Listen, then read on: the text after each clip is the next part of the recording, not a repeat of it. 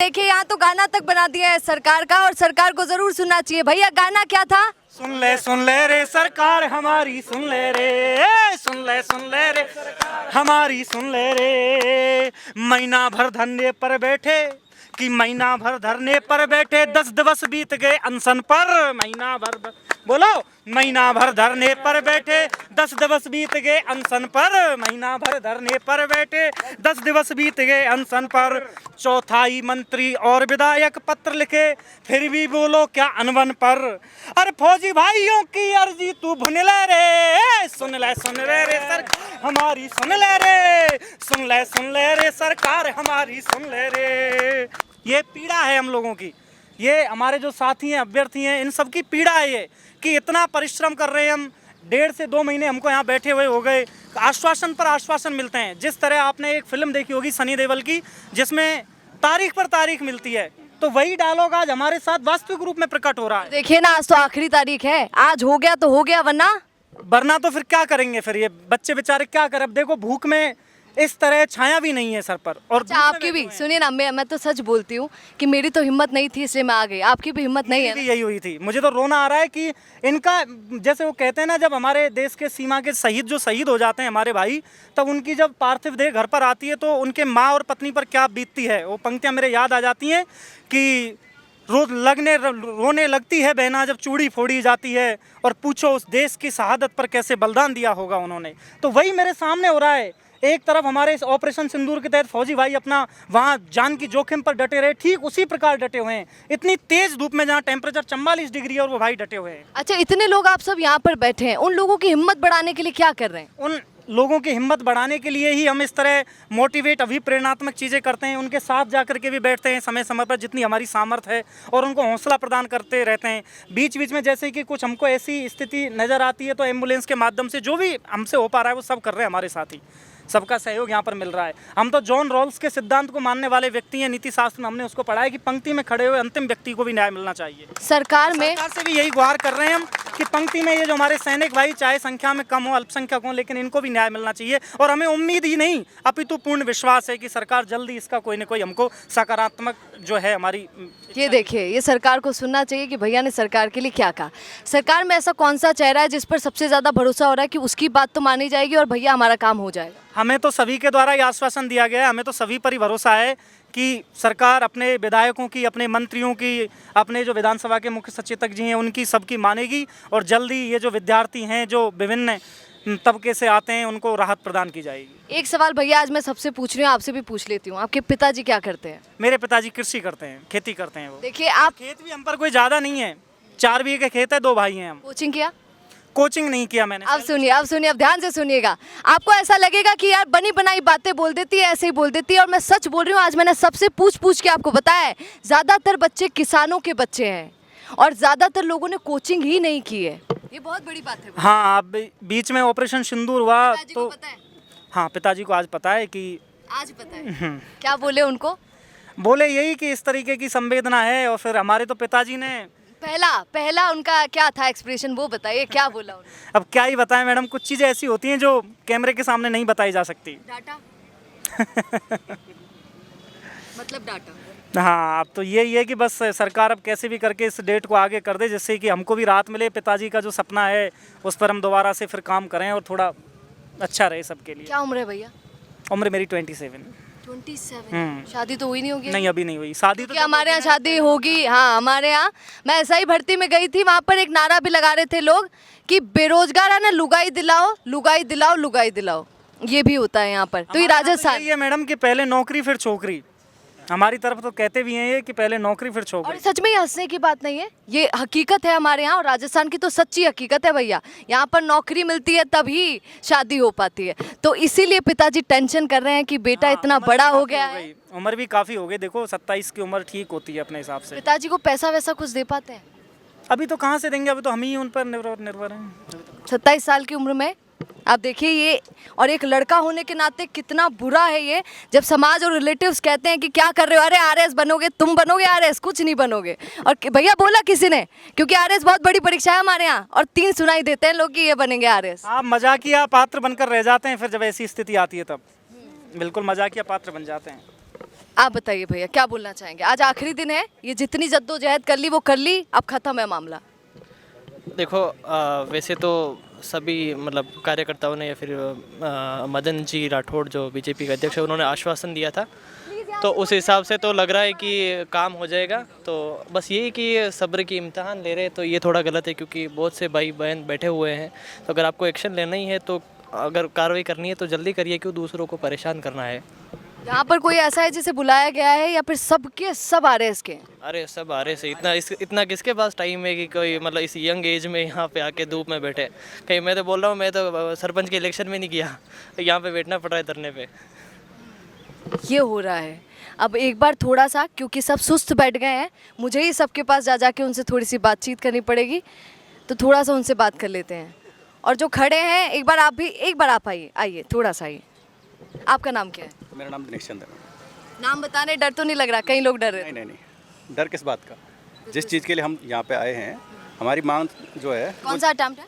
मेरा सेकंड है, सेकंड। पिताजी क्या करते हैं? खेती करते हैं। खेती करते हैं। अरे किसान के बेटे ही क्यों बनते हैं आरएस, ये बताइए आप तो।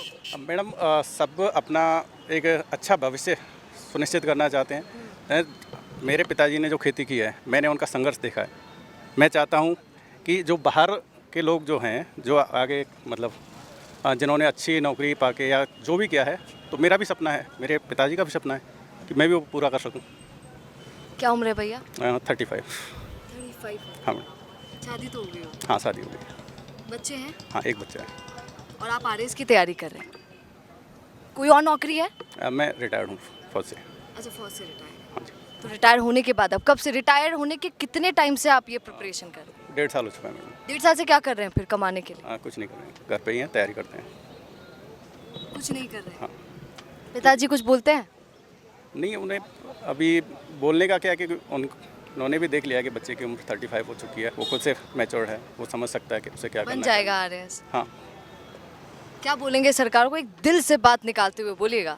कि जो बच्चे यहाँ पे आए हुए हैं और अगर उनकी मांग जायज़ है तो सरकार को आके, जायज ये बताइए, अगर उन्हें लगता है कि जायज़ है, अगर उन्हें लगता है कि ये जायज़ नहीं है, तो वो ये हाँ के रीज़न दें कि जायज़ क्यों नहीं है। जो जवान सेना पे है, जिन्होंने ऑपरेशन सिंदूर में भाग लिया, उनकी छुट्टियाँ कैंसिल हो गई, क्या उन्हें मौका नहीं दिया जाना चाहिए? मौका दिया जाना चाहिए ना। तो इसलिए सरकार को आगे ये जो पेपर है उसको आगे बढ़ाया जाए। सच्ची गुहार इन्होंने लगाई है। आइए थोड़ा सा बात कर लेते हैं। आज कई लोग तो गमछे पहनकर, अच्छा मैं आपसे एक छोटा सा ही सवाल करूंगी, मुझे बस इतना सा बता दीजिए कि आपने चेहरा क्यों ढक रखा है? आप तो धूप में भी नहीं बैठे हैं भैया, सच बोलिए, क्या पापा से डरते हैं? डांटेंगे घर वाले। क्या करते हैं पापा? खेती करते हैं पापा। खेती करते हैं। हाँ और उनको पता चला तो इतना समझेंगे नहीं। हाँ, वो नहीं समझ पाएंगे कि क्यों बैठे हैं, उनको लगता है कि फिर नौकरी लगना चाहिए। और सरकार बहुत गलत कर रही है हमारे साथ, वो आश्वासन भी दे रही है और काम भी नहीं कर पा रही है। तो हमें बता दे तो अच्छा रहेगा कि हम क्या करें लाइफ में आगे।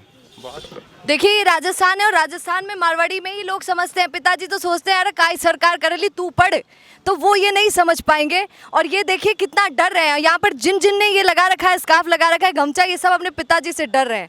पिताजी को बता नहीं पा रहे हैं कि हम यहाँ पर बैठे हैं, क्योंकि वो समझेंगे नहीं। आपका भी यही रीज़न है? अच्छा ये तो बता दीजिए, पिताजी से डर कर लगा रखा है, क्यों लगा रखा है? किसी को पता ना चले भी आंदोलन में बैठे हैं। किसी को पता ना चले। अच्छा चलिए थोड़ी चर्चा सबसे कर लेते हैं।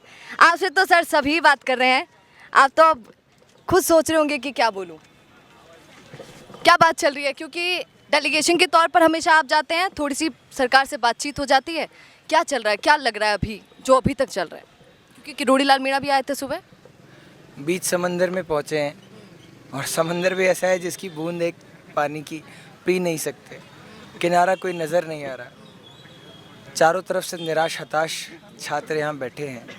2 दिन हो गए, आश्वासन दिए, अनशन तोड़वाए कि आपका काम हो जाएगा, मीटिंग होगी। अभी तक आरपीएससी में फुल कमीशन की मीटिंग की कोई सूचना हमको नहीं मिली है। हम बस आश्वासन के भरोसे बैठे हैं। पता नहीं, हो सकता है शायद कल हमारे पक्ष में निर्णय आ भी जाए, लेकिन आज अपने मन को समझाना बहुत मुश्किल है। ये धूप हमारे लिए चुनौती नहीं है, ये भूख प्यास हमारे लिए चुनौती नहीं है। हमारे लिए चुनौती वो मानसिक पीड़ा है जो लगातार ये बार बार के आश्वासनों से और एक लंबे इंतजार से हमको मिल रही है। हाँ, क्योंकि सुबह भी आपको आश्वासन मिला। अच्छा, एक बात बताइए, मैंने बाहर भी पूछा था किसी से, उन्होंने सही तरीके से जवाब नहीं दिया। धूप तो अभी है ना, और जितने बीमार होंगे एसएमएस चले जाएंगे। धूप अभी है, अभी थोड़ी देर में छाया आ जाएगी, सूरज चला जाएगा और रात भी काली हो जाएगी। फिर क्या? फिर तो सब बैठे ना बैठे ठंडी हवाएं चलेंगी, सरकार सुन पाएगी? छात्र क्या करे, लोकतांत्रिक तरीके से, गांधीवादी तरीके से पिछले कई दिनों से अपनी लड़ाई लड़ रहा है। अगर सड़क पर उतरते हैं, हुड़दंग करते हैं, रास्ता रोकते हैं, आप नहीं कर सकते हैं ना। पटरी पर बैठते हैं, तो ये एक आर्य अभ्यर्थी को शोभा नहीं देता है। और करेंगे तो उससे क्या होगा? एक परीक्षा जो दे रहे हैं उसके बाद कोई और परीक्षा दे नहीं बस मैं पाएंगे। यही आपसे सुनना चाहती हूँ, क्या करेंगे? क्या विकल्प बचता है? मतलब जब आपकी मेडिकल रिपोर्ट में ये आ जाए कि 24 घंटे में मौत हो सकती है ऑर्गन फेलियर से, उसके बाद में क्या बचता है मौत के अलावा? आज हम तो ये भी नहीं कह सकते कि हम आत्महत्या करेंगे, उसकी भी एक धारा होती है, वो लगा करके जेल में ही डाल देंगे हमको। हम बहुत मजबूर हैं, इस देश में युवा छात्र बहुत मजबूर है। हकीकत तो ये है कि वो कुछ नहीं कर सकते। अच्छा, कितनी बड़ी बात है, आपके साथ यहाँ पर बहुत सारी लड़कियाँ भी हैं, और हमारे यहाँ लड़कों को तो फिर भी भेज देते हैं, पर लड़कियाँ इतनी सारी, किस विश्वास के साथ? मतलब मुझे लगता है कि मैं भी जीवन में पहला आंदोलन ऐसा देख रहा हूँ जिसके अंदर इतनी बड़ी संख्या में लड़कियाँ भी भाग ले रही हैं, लड़के भी भाग ले रहे हैं। इतना अनुशासित और व्यवस्थित आंदोलन चल रहा है, लेकिन मुझे लगता है उन बहनों की भी हिम्मत टूट रही है, और कई बहनें जो हैं वो अनशन पर बैठी है, अस्पताल गई हैं, बैठी हैं, बहुत पतली दुबली सी हैं। और बहुत उनके पेरेंट्स के भी कॉल आ रहे हैं हमारे पास में, वो भी बहुत परेशान है, वो भी बहुत चिंतित है। कौन माँ बाप चाहते हैं कि उनका बच्चा इस कीमत पर आरएएस बने?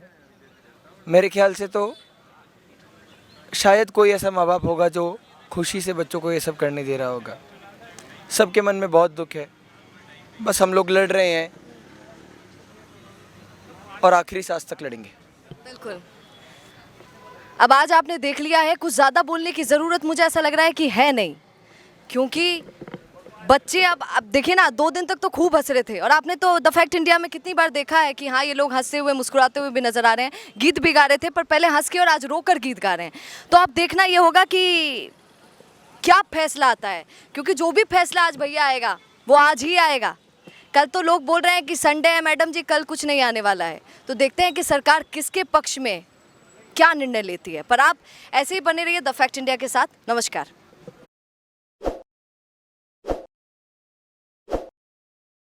ताज़ा खबरों के लिए विजिट करें द फैक्ट इंडिया की वेबसाइट और डाउनलोड करें द फैक्ट इंडिया ऐप।